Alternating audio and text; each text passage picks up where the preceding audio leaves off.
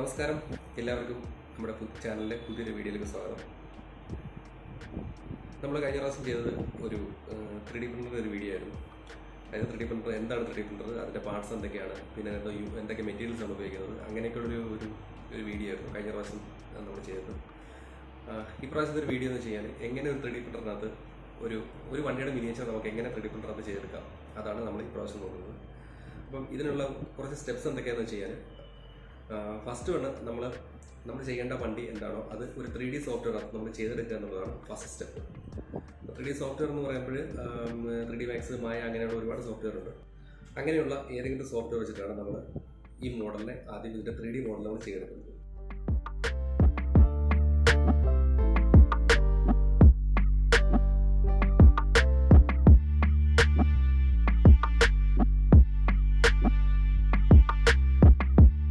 അങ്ങനെ ഈ 3D model നമ്മൾ ആ സോഫ്റ്റ്വെയർ അത് ചെയ്തതിന് ശേഷം നമ്മൾ ഇതിനെ കൺവേർട്ട് ചെയ്ത് 3D പ്രിൻ്ററിൻ്റെ ഒരു സോഫ്റ്റ്വെയർ ഉണ്ട്, സ്ലൈസിങ് സോഫ്റ്റ്വെയർ ഉണ്ട്.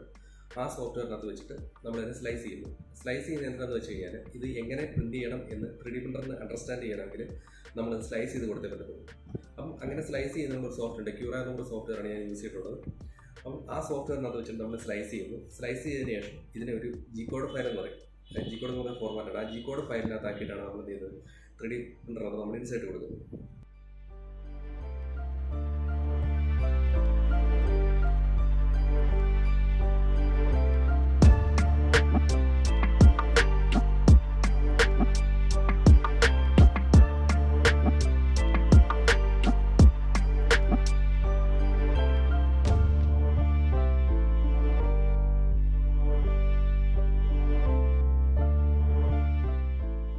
അങ്ങനെ ഇൻസേർട്ട് കൊടുക്കുന്ന ഫയൽസിനെയാണ് നമുക്കിത് പ്രിൻറ്റ് ചെയ്ത് നമുക്കിൻ്റെ ഔട്ട് കിട്ടുന്നത്. അപ്പം ആ സ്റ്റെപ്പ് എന്തൊക്കെയാണെന്നുള്ളത് ഞാൻ വീഡിയോയ്ക്കകത്ത് കാണിക്കുന്നുണ്ട്. അപ്പം ആ സ്റ്റെപ്പ് എന്തൊക്കെയാണെന്ന് നമുക്ക് നോക്കാം. അപ്പം നമ്മളാദ്യം ലൈൻസ് എടുത്തിട്ട് ഞങ്ങളുടെ ഒരു ഔട്ട്ലൈന് വേണ്ടി സപ്പോർട്ട് ഒരു ഇമേജ് വെച്ചിട്ടുണ്ട്. അപ്പോൾ അതിൻ്റെ പുറത്തു കൂടി നമുക്ക് വേണ്ടുന്ന ഷേപ്സ് നമ്മൾ വരച്ചെടുക്കുകയാണ് ചെയ്യുന്നത്.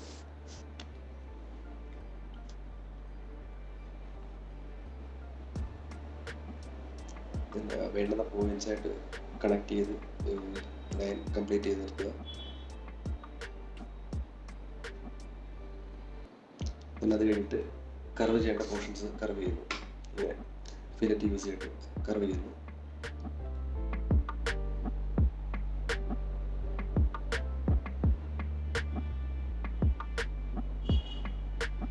അവിടെ ചെറിയൊരു കർവ് ക്രിയേറ്റ് ചെയ്യാൻ വേണ്ടിയിട്ടാണ് ഒരു പോയിന്റ് ആഡ് ചെയ്യുന്നത്.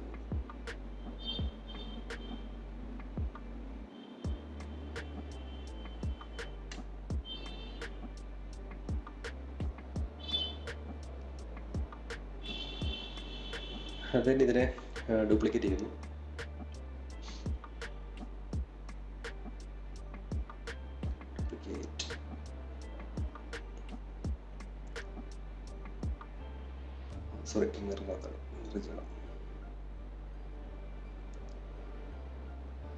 മിറർ ചെയ്യുന്നു. എന്നിട്ട് എക്സാക്റ്റ് അതിൻ്റെ കറക്റ്റ് ഇപ്പുറത്തെ പകുതി കിട്ടുന്ന രീതിയിൽ അതിനുകൊണ്ട് മൂവ് ചെയ്തിരിക്കുന്നു. ദെൻ രണ്ടും കൂടെ അറ്റാച്ച് ചെയ്ത് ജോയിൻ ചെയ്ത് ഒറ്റ സ്പ്ലൈൻ ആക്കുന്നു. ദെൻ ഇവിടെ രണ്ട് ഗ്യാപ്പ് വരും, രണ്ട് വെർട്ടീസ് ഉണ്ടെങ്കിൽ അത് നമ്മൾ ജോയിൻ ചെയ്യുന്നു. നെക്സ്റ്റ് ഹെഡ്ലൈറ്റിൻ്റെ പോർഷനാണ്, ഒരു സർക്കിൾ ക്രിയേറ്റ് ചെയ്യുക.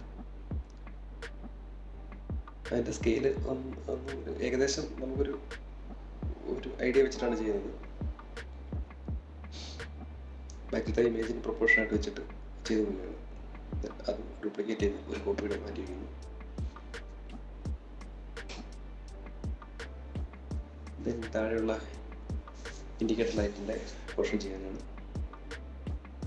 ഒരു സർക്കിളെ ക്രിയേറ്റ് ചെയ്ത് അതിൻ്റെ കോപ്പി എടുത്ത് വയ്ക്കുകയാണ് ചെയ്തത്.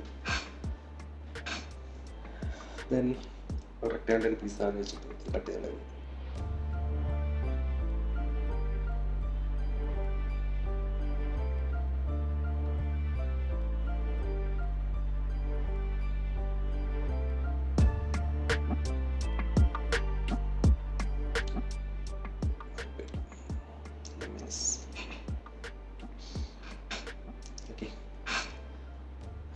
then the same ഒരു കോപ്പി പേപ്പർ മാറ്റി വയ്ക്കുന്നു. നെക്സ്റ്റ് നമ്മൾ ഗ്രില്ല് ക്രിയേറ്റ് ചെയ്യാൻ പോകണം.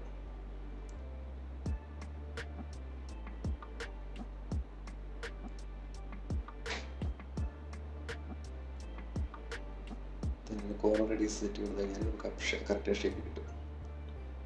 26 ആണ് കൊടുത്തിരിക്കുന്നത്. ദെൻ 4 കോപ്പി ഡ്യൂപ്ലിക്കേറ്റ് എടുത്തിട്ടുണ്ട്. ദെൻ ലാസ്റ്റ് വന്ന ഒരു ഷേപ്പിനെ എഡിറ്റബിൾ സ്പ്ലൈൻ ആക്കിയിട്ട് അതിൻ്റെ രണ്ട് top and bottom 2 height adjust ചെയ്യണം. അല്ലെങ്കിൽ മാത്രമേ താഴത്തേതുമായിട്ട് മാച്ച് ആകത്തുള്ളൂ. ദെൻ ബാക്കി ഒരു 3 അറ്റാച്ച് ചെയ്യുന്നു. സോറി, ലാസ്റ്റ് ഉള്ള അറ്റാച്ച് ചെയ്യണം. കാരണം ഇതിൻ്റെ തന്നെ മിററാണ് അപ്പുറത്ത് വരുന്നത്.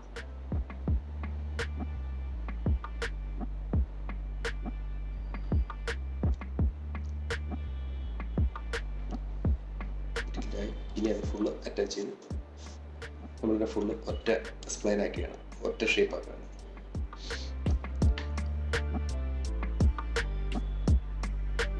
ഓക്കെ,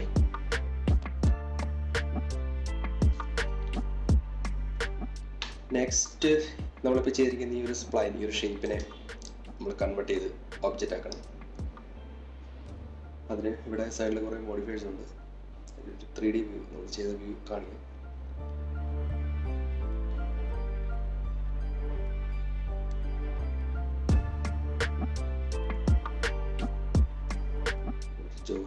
ജോയിൻ ആവാനുണ്ട് കൂടി ഒന്ന് ജോയിൻ ചെയ്ത് കഴിഞ്ഞിട്ട്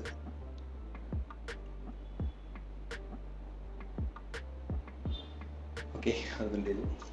then first of all extrude എന്നൊരു മോഡിഫയർ ആണ് ഇപ്പോൾ അപ്ലൈ ചെയ്തിരിക്കുന്നത്. ഇത് 2D ഷേപ്പിനെ ഒബ്ജക്റ്റ് ആക്കാനാണ് യൂസ് ചെയ്യുന്ന ഒരു മോഡിഫയർ ആണ് എക്സ്ട്രൂഡ്.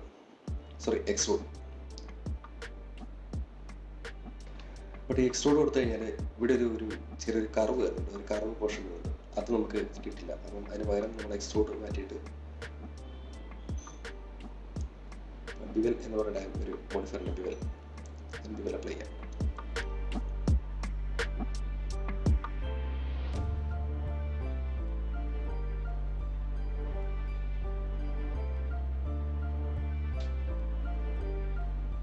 ഒരു ട്രയൽ ആൻഡ് എറർ മെത്തേഡ് വെച്ചിട്ടാണ് ഓരോ വാല്യൂ കൊടുക്കുന്നത്. കാരണം നമുക്ക് എക്സാക്റ്റ് നമുക്ക് ഇതിൻ്റെ വാല്യൂ കൊടുത്തു കഴിഞ്ഞാൽ അത് കറക്റ്റ് കിട്ടും എന്നൊരു ഐഡിയ ഇല്ല.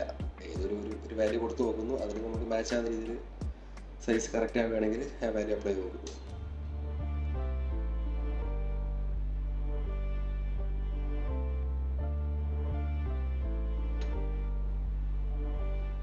അപ്പോൾ ഏകദേശം ആ ഒരു വാല്യൂ ഓക്കെ ആണെന്ന് തോന്നുന്നു.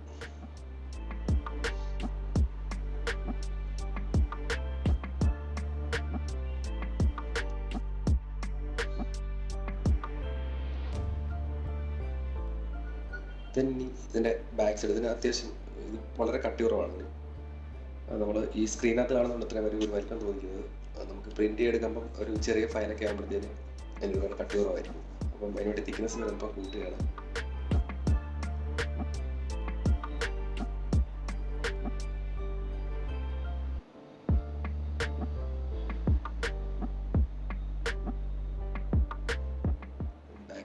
ബാക്ക് സൈഡിൽ നമ്മൾ തിക്നെസ് കൂട്ടിയെടുക്കാൻ.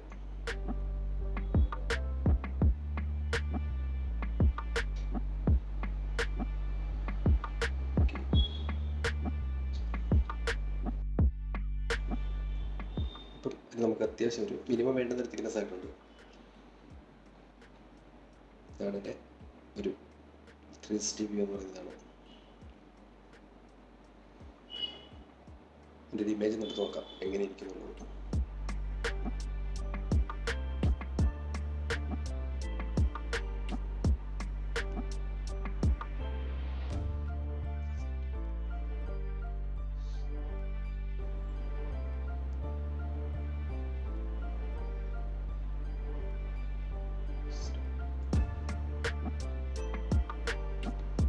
വലിയ കുഴപ്പമൊന്നുമില്ലാത്ത സാധനം കിട്ടിയിട്ടുണ്ട്.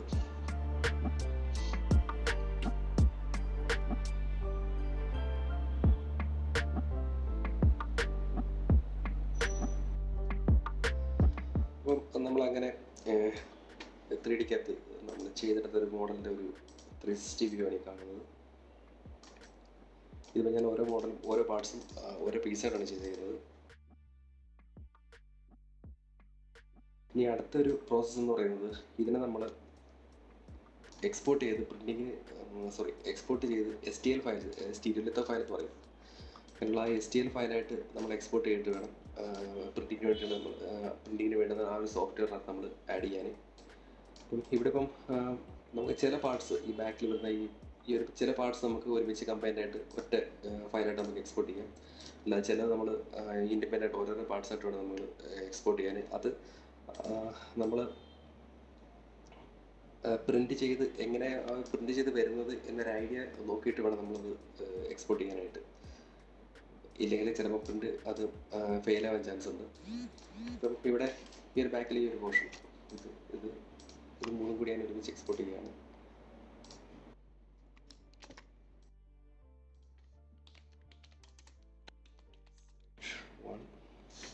ഇവിടെ ഫയൽ ഫോർമാറ്റ് STL ഫയലായി കൊടുക്കുക.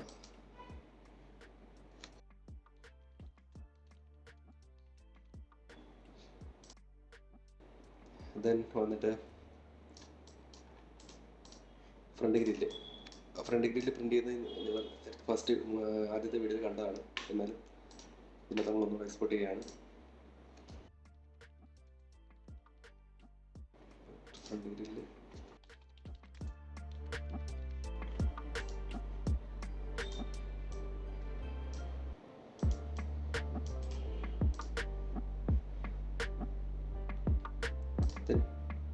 ഈ ഒരു പോർഷൻ, ഈ ബോണറ്റിൻ്റെ ഈ ഒരു പോർഷൻ നമ്മൾ ഇൻഡിപെൻഡൻ്റ് ആണ്.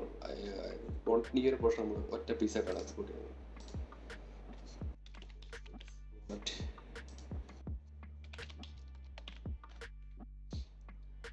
ദെൻ ഈ ഒരു പോർഷൻ കമ്പൈൻ ചെയ്തിട്ട്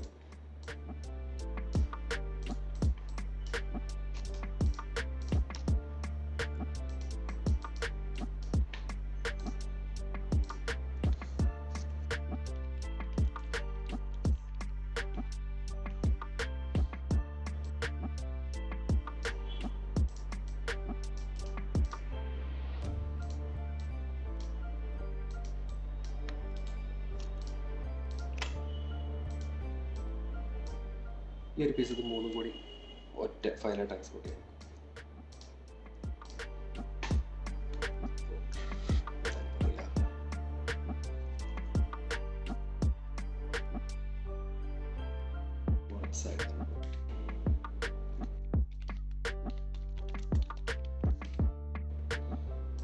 ഓക്കെ,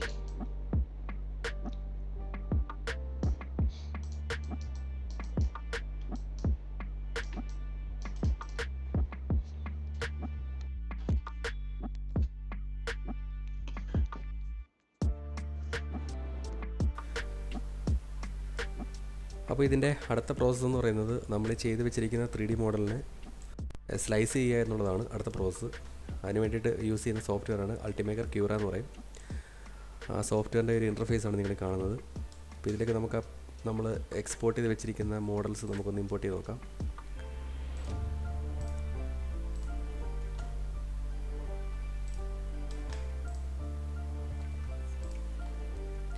നമുക്കിത് 1 by 1 ആയിട്ട് നമുക്ക് വേണമെങ്കിൽ ഇമ്പോർട്ട് ചെയ്യാം. അതല്ല നമുക്ക് എല്ലാം കൂടി ഒരുമിച്ച് വേണമെങ്കിൽ നമുക്ക് ഇമ്പോർട്ട് ചെയ്യാവുന്നതാണ്. ഇതിപ്പോൾ ഞാനിപ്പോൾ ബാക്ക് ബോഡിയാണ് ഇമ്പോർട്ട് ചെയ്യുന്നത്.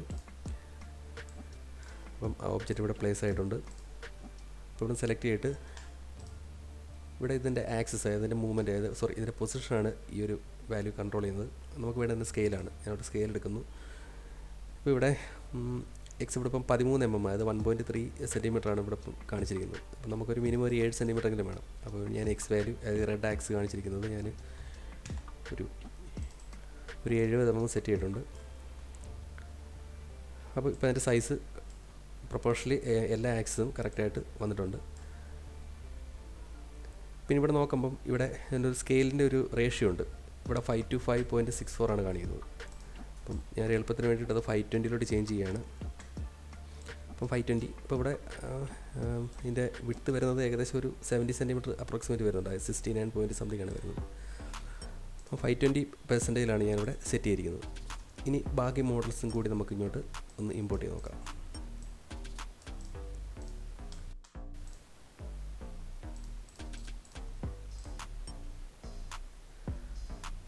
ആ ഒബ്ജക്റ്റ് ഇവിടെ പ്ലേസ് ആയിട്ടുണ്ട്. ഞാൻ സെലക്ട് ചെയ്തിട്ട് സ്കെയിൽ റേഷ്യോ 520.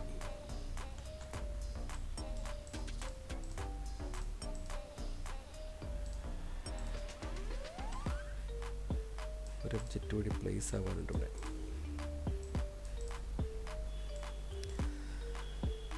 അപ്പോൾ നമുക്ക് വേണ്ടുന്ന അത്യാവശ്യം മോഡൽസ് എല്ലാം ഇവിടെ ആ സ്കെയിൽ കറക്റ്റ് ആയിട്ടുണ്ട്. ഇനി ഇതിനെ അറേഞ്ച് ചെയ്യാം. പ്രിൻ്റ് ചെയ്യുന്നതിന് വേണ്ടി നമ്മൾ അറേഞ്ച് ചെയ്യാൻ പോവാണ്.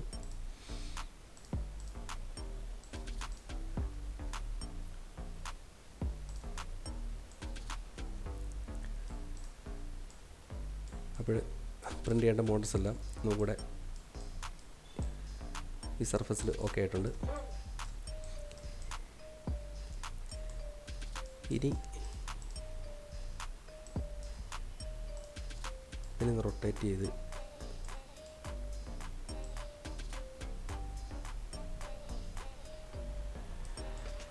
ഡിഗ്രി പ്ലേസ് ചെയ്യാം. കാരണം അത് പ്രിൻ്റ് ചെയ്യുമ്പോൾ ഒരു വൺ സൈഡ് സ്മൂത്തായിട്ട് കിട്ടുന്നതിന് വേണ്ടിയിട്ടാണ് അങ്ങനെ ചെയ്തത്. ഓക്കെ, ദെൻ ഇവിടെ സ്ലൈസ് നമ്പർ ഓപ്ഷൻ ഉണ്ട്. അപ്പോൾ സ്ലൈസ് ചെയ്യാൻ കൊടുക്കാം. സ്ലൈസ് ചെയ്യുമ്പോൾ നമുക്ക് അതിൻ്റെ പ്രിവ്യൂ കിട്ടും. ഇങ്ങനെയാണ് അതിൻ്റെ സ്ലൈസിൻ്റെ ഒരു പ്രിവ്യൂ വരുന്നത്. ഇതിനകത്ത് ഇവിടെ സമയം കാണിക്കുന്നത് 3 മണിക്കൂർ 39 മിനിറ്റാണ് കാണിക്കുന്നത്. ഇനി ഇവിടെ എൻ്റെ ക്വാളിറ്റി നമുക്ക് സെറ്റ് കൊടുക്കാം. ഇവിടെ ഡൈനാമിക് ക്വാളിറ്റി, അത് ഹൈ ക്വാളിറ്റിയിലാണ് ഇപ്പോൾ ഞാനിപ്പം സ്ലൈസ് ചെയ്തിരിക്കുന്നത്. അപ്പോൾ ഞാൻ മാറ്റിയിട്ട് ഒരു സ്റ്റാൻഡേർഡ് ക്വാളിറ്റി കൊടുക്കുന്നു. പിന്നെ ഇവിടെ സപ്പോർട്ട് നമ്പർ ഓപ്ഷൻ ഉണ്ട്. അത് ഞാനങ്ങ് ഓഫ് ചെയ്യുകയാണ്. ഓഫ് ചെയ്തിട്ട് ഞാൻ ഓഫ് ചെയ്തിട്ട് വീണ്ടും സ്ലൈസ് ചെയ്യുന്നു. ഇപ്പോൾ ഏകദേശം 1 hour 25 മിനിറ്റിലോട്ട് കുറഞ്ഞിട്ടുണ്ട്. റിവ്യൂ നോക്കാമെങ്കിൽ ഇങ്ങനെ വരും. ഇനി ഇത് കുറച്ചും കൂടെ ഒരു എക്കണോമിക്കലായിട്ട് ചെയ്യാനാണെങ്കിൽ ഇവിടെ ഈ വെച്ചിരിക്കുന്ന ഈ ഒരു ഒബ്ജക്റ്റ് ഇതിനെ ഞാൻ 90 ഡിഗ്രി അങ്ങനെ ആക്കി. പിന്നെ ഈ ഒബ്ജക്റ്റിനെയും എന്ത് ചെയ്യാം, നമുക്ക്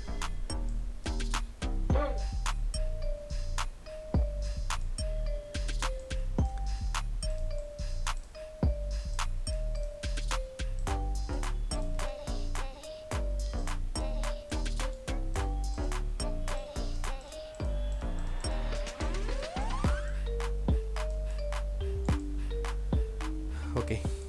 അപ്പം അത്രയും കാര്യങ്ങൾ നമ്മൾ സെറ്റ് ചെയ്തിട്ടുണ്ട്. ഇനി സ്ലൈസ് കൊടുത്തു കഴിഞ്ഞാൽ 1 hour 32 മിനിറ്റ് അപ്രോക്സിമേറ്റ് കാണിക്കുന്നുണ്ട്. ഇനി ഇവിടെ സപ്പോർട്ട് എന്ന് പറഞ്ഞ ഓപ്ഷൻ ഉണ്ട്. ഇവിടെ ഈ സപ്പോർട്ട് ഇതെന്താണെന്ന് വെച്ച് കഴിഞ്ഞാൽ, ഇപ്പം ഞാൻ ആദ്യമേ പറഞ്ഞു, കഴിഞ്ഞ വീഡിയോക്കകത്ത് ഞാൻ പറഞ്ഞാണ്, ഇത് നമ്മുടെ ഈ പ്ലേറ്റ്, ഈ ഒരു ബിൽ പ്ലേറ്റ് എന്ന് പറയും, ഈ ബിൽ പ്ലേറ്റിൽ നിന്നും മുകളിലേക്കാണിത് ഈ ഒബ്ജക്റ്റ് ഫോമായി വരുന്നത്. അതായത് ഓരോ സൈഡിൽ നിന്നും ഇവിടുന്ന് തന്നെ ആയിക്കഴിഞ്ഞാലും ഇവിടെ ഇങ്ങനെ ബേസിൽ നിന്ന് വരച്ച് അത് മേപ്പോട്ട് മുകളിലേക്ക് ഫോമായി വരത്തേ ഉള്ളൂ. അപ്പം അങ്ങനെ വരുമ്പോൾ ഈ ഒരു പോർഷനിലൊക്കെ വരുമ്പം ഇവിടെ അടിയിൽ ഒരു സപ്പോർട്ട് ഇല്ലെങ്കിൽ ഈ ഫിലമെൻറ്റ് നേരെ താഴോട്ട് പോകും. അപ്പോൾ അത് പ്രിൻറ്റ് ഫെയിലാവാൻ ഒരു കാരണമാകും. അപ്പം അതിന് വേണ്ടിയിട്ടാണ് നമ്മൾ സപ്പോർട്ട് യൂസ് ചെയ്യുന്നത്. അപ്പോൾ സപ്പോർട്ട് കൊടുത്തിട്ട് നമ്മൾ സ്ലൈസ് കഴിഞ്ഞാൽ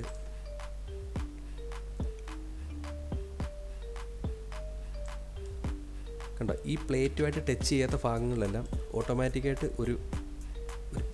നമ്മുടെ ആ മെറ്റീരിയലിൻ്റെ ഒരു പോർഷൻ ഇവിടെ ക്രിയേറ്റ് ചെയ്തേക്കുന്നത് കാണാം. കണ്ടോ, ഈ ഒരു പോർഷൻ കണ്ടുപിടിക്കുന്ന ഈ ഒരു ബേസ് അവിടെ, പിന്നെ ഈ ഒരു വീലാർച്ചിൻ്റെ ഭാഗത്ത്.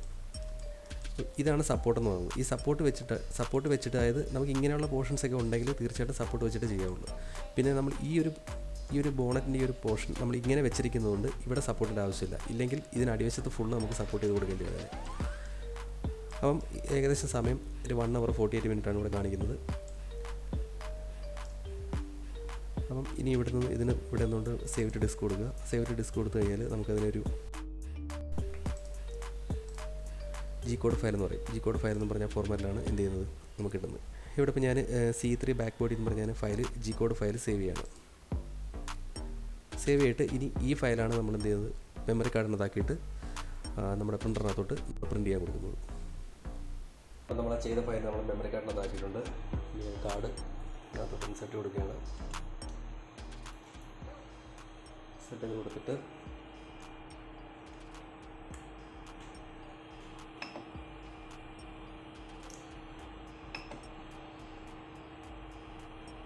Print from PF number option അത് ക്ലിക്ക് ചെയ്യുക. ഫയൽ എവിടെയാണെന്ന് ആദ്യം കണ്ടുപിടിക്കണം. ഓക്കെ, ദിസ് ഫോൾഡർ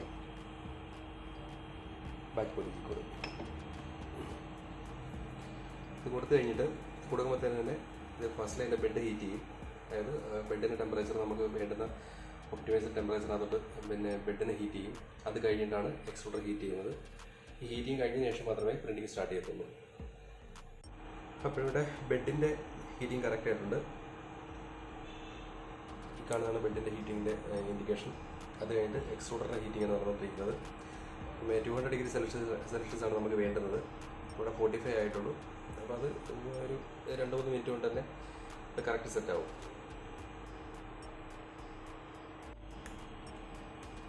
ഏകദേശം 200 ആവാറായിട്ടുണ്ട്.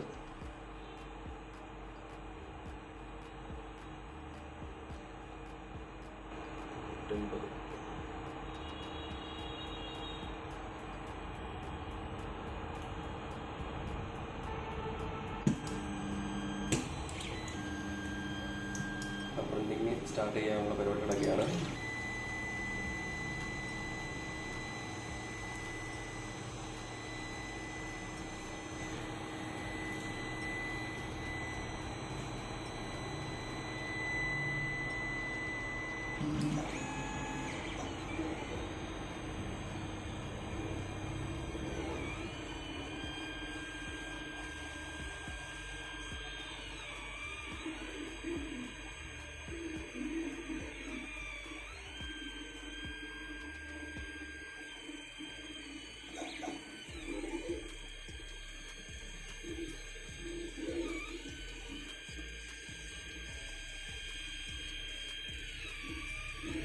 ഇവിടെ ഒരു സൈഡിലത്തെ അലൈൻമെൻറ്റ് അല്പം വ്യത്യാസമുണ്ട്. അതുകൊണ്ടാണ് ഒരു സൈഡിൽ കറക്റ്റ് ചെയ്യാത്തത്.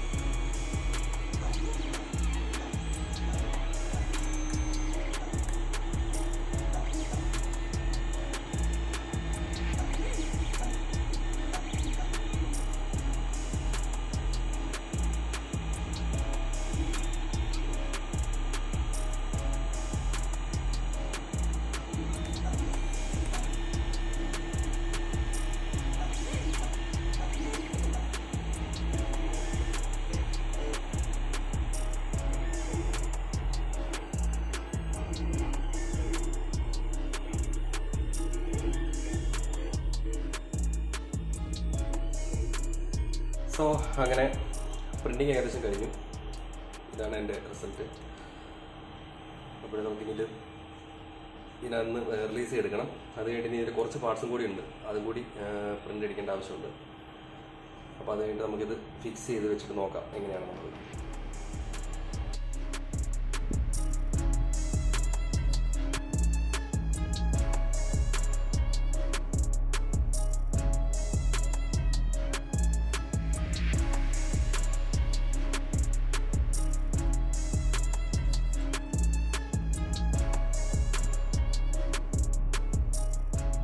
അപ്പോഴേ എല്ലാവർക്കും ഈ ഒരു വീഡിയോ ഇഷ്ടമായെങ്കിൽ നിങ്ങൾ ലൈക്ക് ചെയ്യുക, സബ്സ്ക്രൈബ് ചെയ്യുക, മാക്സിമം സപ്പോർട്ട് ചെയ്യുക. അടുത്ത ഒരു വീഡിയോയ്ക്കകത്ത് നമുക്ക് പുതിയൊരു 3D പ്രിൻ്റർ മോഡലുമായിട്ട് വീണ്ടും വരാം. അതുവരെ ബൈ.